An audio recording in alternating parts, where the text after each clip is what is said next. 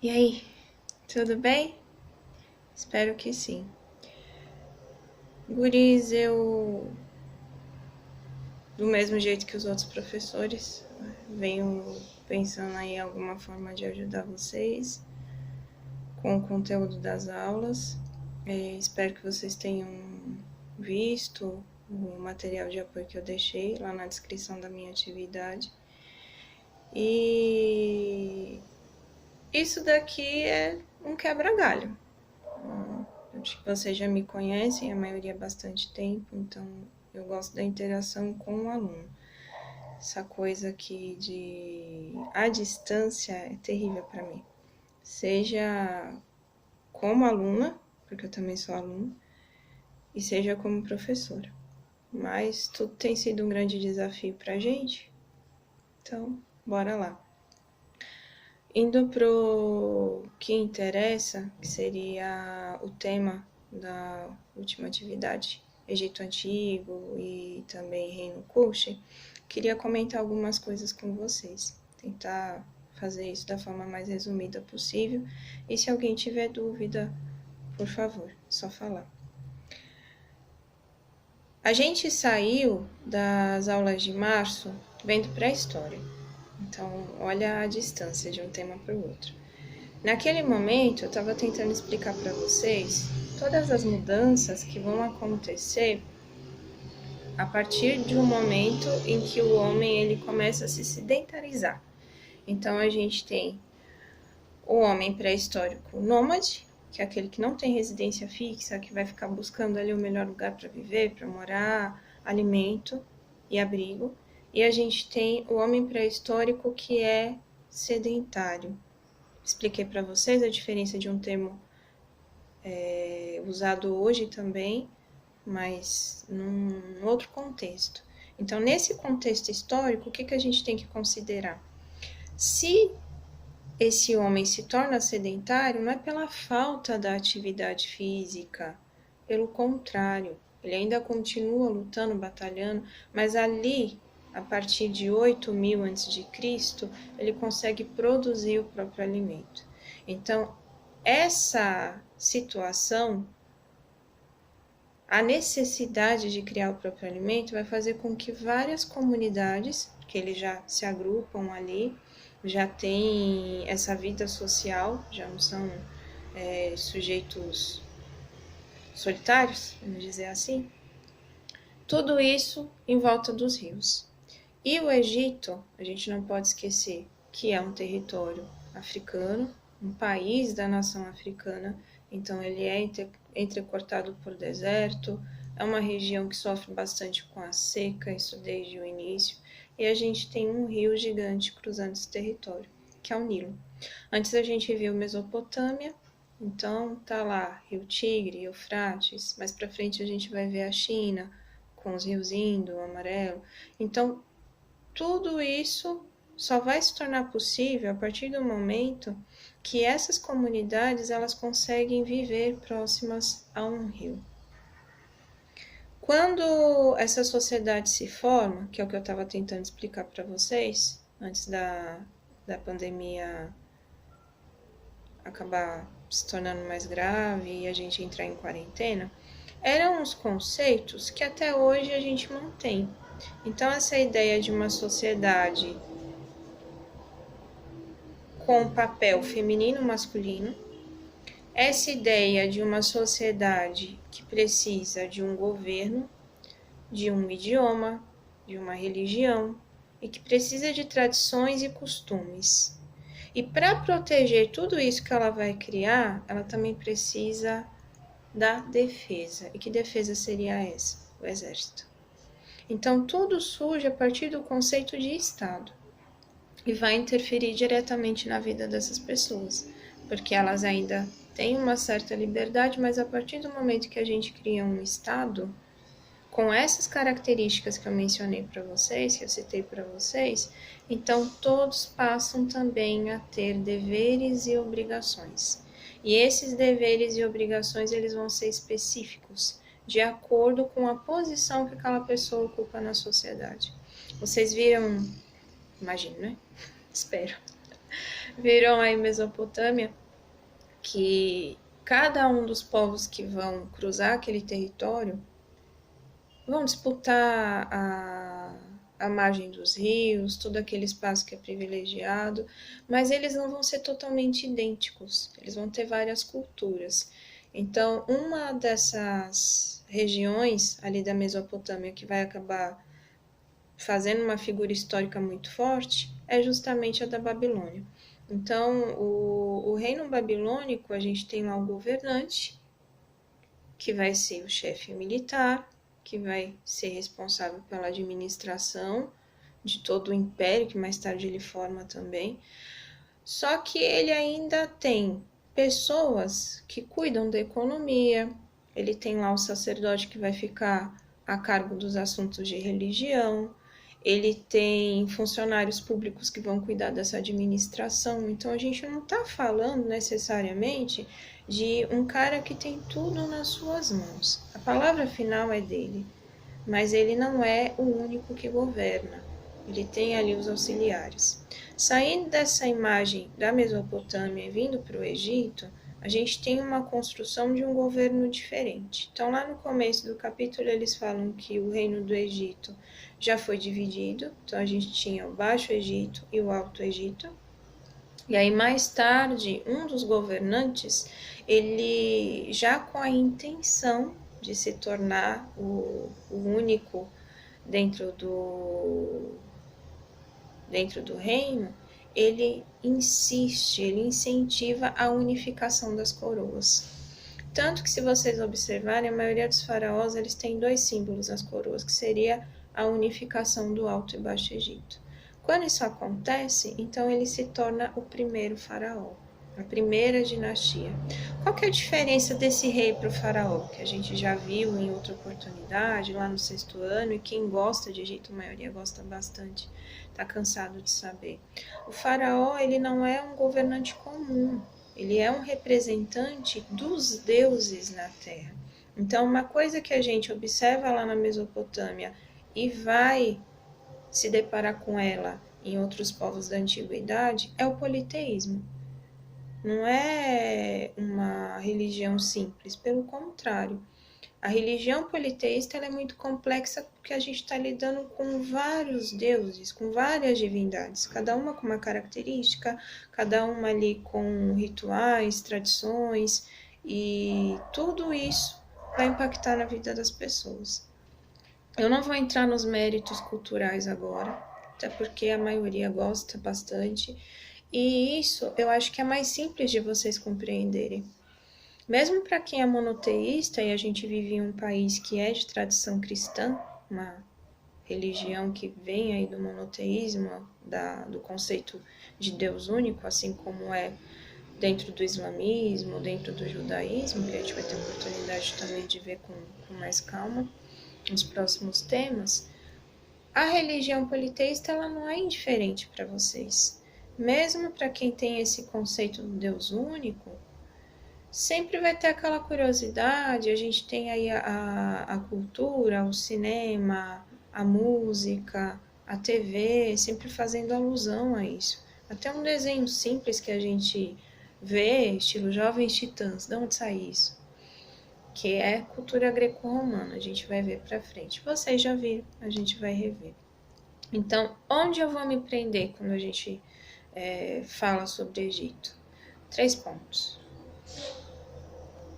Dentro da cultura egípcia, o faraó ele é visto como representante dos deuses. Então, ele acumula os cargos político, administrativo, militar e religioso. Tudo isso centralizado na figura do faraó. Ele vai ter sim um chefe do exército, que seria das forças militares, ele vai ter sim um sacerdote responsável pela religião, funcionários públicos que cuidem da administração do reino, pessoas encarregadas da cobrança dos impostos, que vai fazer ali com que a economia gire, mas ele é o maior líder disso tudo. Ele é a máxima autoridade. No sexto ano, A gente falou disso, mas de uma forma muito simples. Agora, mais velhos, vocês têm condições de compreender a divisão dos governos. Então, nem todos são iguais. Aqui na América, por exemplo, fazendo esse paralelo entre passado e presente, a gente tem praticamente todos os países em regime democrático. Ou seja, a gente elege através do voto os nossos governantes. Mas nenhum deles se parece. Cada um tem uma característica específica. Quando a gente fala sobre formas de governo, antes de existir a democracia, que vai surgir ali na Grécia, a gente tem a teocracia. Que raio vai ser isso? Um governo teocrático é justamente um governo onde a figura, o chefe, vai acumular os poderes. Então, dentro do Brasil, no papel, teoricamente, o Estado não pode interferir na religiosidade das pessoas, ele precisa de ações que ajudem a economia, que auxiliem as pessoas no seu bem-estar social, mas ele não pode interferir nas atividades comerciais ou industriais, muito menos na agricultura. E um governo democrático, a gente tem o exército para a defesa dos direitos, não só do governante, mas do cidadão. E também temos dentro de um governo democrático a liberdade de expressão e o conceito de cidadania. Então, eu como cidadã posso expressar minha opinião desde que eu não vá ferir a liberdade e o direito também do outro. Posso eleger os meus representantes e, em minha defesa, eu posso contar com o exército ou com os representantes dele, que seriam os militares. Aí eu pergunto para vocês, tudo isso acontece dentro da nossa nação? Como brasileiro, olha só que bonito, como brasileiro, se sente respeitado? Será que a gente tem mesmo liberdade o tempo todo? Será que o Estado não interfere na economia, nem na religião e nem na nossa liberdade de escolha? Infelizmente, hoje, somos um governo democrático, mas é um governo democrático de Araque, porque as principais características de uma democracia, elas vão desaparecendo. Vocês estão acompanhando isso. Nesse momento, todos nós somos protagonistas de uma situação histórica, de um acontecimento histórico. Então, eu espero que no futuro vocês consigam olhar para isso de uma forma bastante crítica e também bastante consciente. É o que todo professor, no fundo, espera. Voltando para um governo teocrático, uma única figura que centraliza todos os poderes. É lógico que isso não vai dar certo.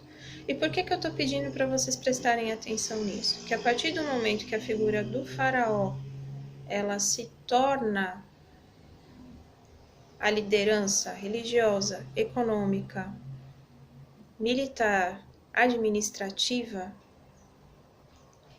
a gente tem todo o poder centralizado nela, todas as decisões a cargo dela. Então, essa pessoa, os faraós que a gente já viu aí tantas vezes, eles não são divindades. Essa ideia do direito de governo dessas pessoas como se fossem representantes, um direito que é hereditário, ele vai passando ali de pai para filho, de descendente a descendente, ele vai acabar provocando a desigualdade. Lá na antiguidade, a gente estava vendo, antes, né, pré-história, a gente estava vendo essa distinção entre feminino e masculino, uma mudança ali nesses conceitos. A gente tem tarefas que vão ficar a cargo das mulheres, como a questão da agricultura, por exemplo, cuidar dos idosos, das crianças, e a gente tem tarefas que são masculinas, como a caça, como a colheita ou até mesmo a aragem dos campos e a defesa da propriedade. Esses conceitos de feminino e masculino surgem ali, entre o Paleolítico e o Neolítico, mas a gente ainda não tem, por exemplo, uma distinção de adulto e infantil. A partir do momento que a criança começa a falar por ela mesma, então ela já é considerada adulta. Vide as corporações de ofício, e isso a gente vai ver tanto aí na Mesopotâmia, quanto no Egito, Pérsia, entre os hebreus e outros povos, até período ali greco-romano. E mais para frente na modernidade, que seria ali durante o Renascimento. Se não existe infância, então, a partir do momento que a criança ela já responde por si mesma, ela precisa de um rumo na vida. Se ela for da nobreza, então ela vai ser educada para governar, independente de ser homem ou mulher. Lógico que vão existir aí as atribuições de acordo com cada sexo. Agora, se ela for uma criança de origem humilde, ela precisa ser educada para um ofício, para uma profissão. É aí que surgem as corporações. É mais ou menos como se fosse um jovem aprendiz ali da antiguidade. Só que ao invés de tu trabalhar 4 horas, ter direito aos estudos e ainda gozar aí de alguns benefícios, essa criança da antiguidade, ela é entregue pela família ao mestre. Afinal de contas, ela é um aprendiz. E esse mestre ele vai ficar encarregado de mostrar para ela tudo que diz respeito ao trabalho, seja teoria e principalmente a prática. Então ela se torna um empregado antes de aprendiz. Essa que é a realidade. E em muitas situações não fugia muito do que a gente hoje encara como trabalho escravo, porque essas crianças elas tinham horários terríveis de dormir e acordar, eram mal alimentadas, elas não tinham roupa, nenhum tipo de conforto, nenhum tipo de cuidado médico, então a vida delas era o trabalho, até que elas chegassem ali na idade de 16 e 18 anos, entre 16 e 18 anos, e pudessem ser consideradas mestre naquele trabalho que elas vinham aprendendo desde os 9 ou 10. Governo teocrático. A gente tem toda a centralização do que encara como sociedade em uma única pessoa. Temos a distinção de classes, que ainda não era algo comum lá na pré-história, mas que aqui fica muito viva. Por quê? Porque vai existir do mais pobre ao mais rico, e a gente tem essa questão também da escravidão, da escravização de pessoas sendo mantida. Ela não desaparece. E um terceiro ponto, que seria essa questão de, a partir do momento que eu tenho um governo centralizado, divisão de classes, eu tenho a desigualdade social. Essa desigualdade, ela vai pesar na vida dessas pessoas de formas diferentes. Então, vocês observando lá a pirâmide de classes, a gente tem do faraó até o escravo. O escravo ele seria a base que sustenta essa pirâmide. São trabalhadores, vão perder a sua liberdade não pela cor da pele. A gente tem esse conceito muito mentiroso dentro do Ocidente. Até pelo fato da gente ter uma história recente de escravidão, que parece que nunca termina. Mas ali não é isso, não é a cor da pele. A gente tem prisioneiros de guerra, a gente tem pessoas que contraem dívidas e não conseguem pagar. Então, essa situação da escravidão, ela vai ser semelhante ao que foi ali entre os povos mesopotâmicos. E a gente vai ver isso se repetindo ao longo da história. Então, o convite é esse. Prestem atenção nessas características aí de Egito. Esse governo teocrático, que seria a acumulação de poderes, a centralização de poderes em uma única figura, no caso líder. A divisão de classes, como é que ela surge? Como assim quem define? E a desigualdade social. Hoje, trazendo para a nossa realidade, o país inteiro enfrenta a pandemia. Se não aconteceu diretamente na tua família, com certeza algum conhecido teu pegou a bendita da doença, passou por tratamento ou infelizmente veio a falecer. Pelas estatísticas, e aí a gente tem um grupo de estudiosos que passa o tempo todo observando dados e fatos, dentro das periferias, trazendo para a nossa cidade, no caso, é o maior número de contágios que se tem. Por quê? São pessoas com baixa escolaridade, com trabalhos que não garantem um salário digno, tiveram aí que ficar algum tempo em casa, mas não puderam se manter, justamente pelo fato do trabalho não cobrir todas as despesas, de um único trabalho não cobrir todas as despesas, todas as necessidades. E isso só faz aumentar o número de casos. Então, supondo que hoje tu tenha esse problema, contrai o vírus, e uma outra pessoa que vive numa classe mais abastada, por exemplo, filho de um empresário, será que vocês dois vão receber o mesmo tipo de tratamento? Vai existir justiça na hora de colocar ali na ponta do lápis as chances que tu tem de sobreviver à doença e essa outra pessoa também tem? Então prestem atenção nisso.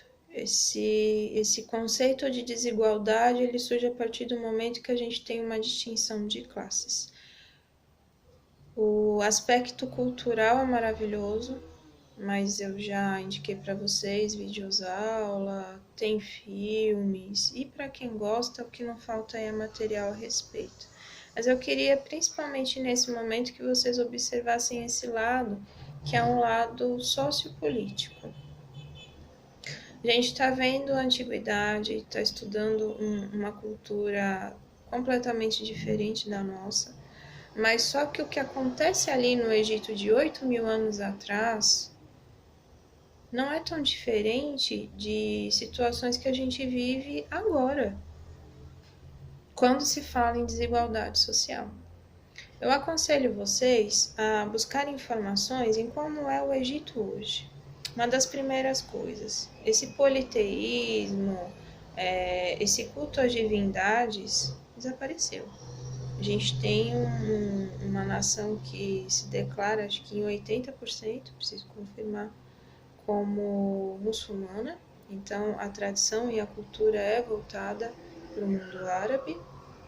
As mulheres que antes gozavam de liberdade chegaram a ser rainhas, faraós e chefes de grande importância dentro dessa sociedade. Hoje são propriedades das suas famílias, se não forem do pai, serão do marido. Se não se casarem, pai vir a falecer, serão dos irmãos, e se não houver os irmãos ou o pai, elas serão do parente homem mais próximo. E a situação de desigualdade que não termina. Apesar da gente ter aí uma diferença de séculos muito grande, milênios se atravessando do que vocês estão vendo agora, seja nos livros, seja nos vídeos, enfim, e a vida que a gente tem hoje, e seja também em outros conceitos. Então é isso. Prestem atenção nessa parte.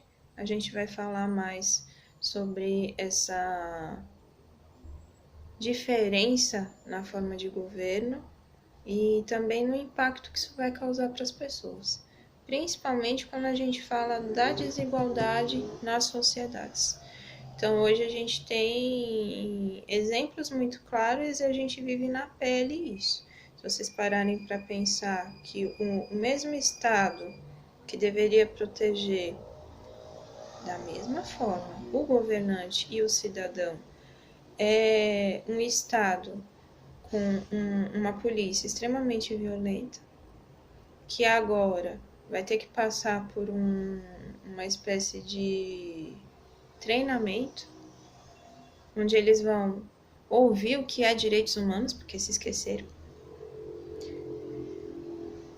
onde jovens negros e que vivem em periferia são as maiores vítimas, seja de maus tratos, humilhação, tortura e finalmente assassinato. A gente teve exemplos aí recentes Não vou nem entrar nesses méritos, acredito que vocês tenham ouvido a falar a respeito. Mas pensem, centralizar o poder numa única figura, tornando ela a única que pode decidir o destino de toda uma população, é mesmo correto? Se viver em uma democracia, que é o que a gente vive agora, a gente já passa por problemas como esse. Fica aí o convite. Qualquer dúvida, qualquer coisa, já sabe. Só escrever ou procurar.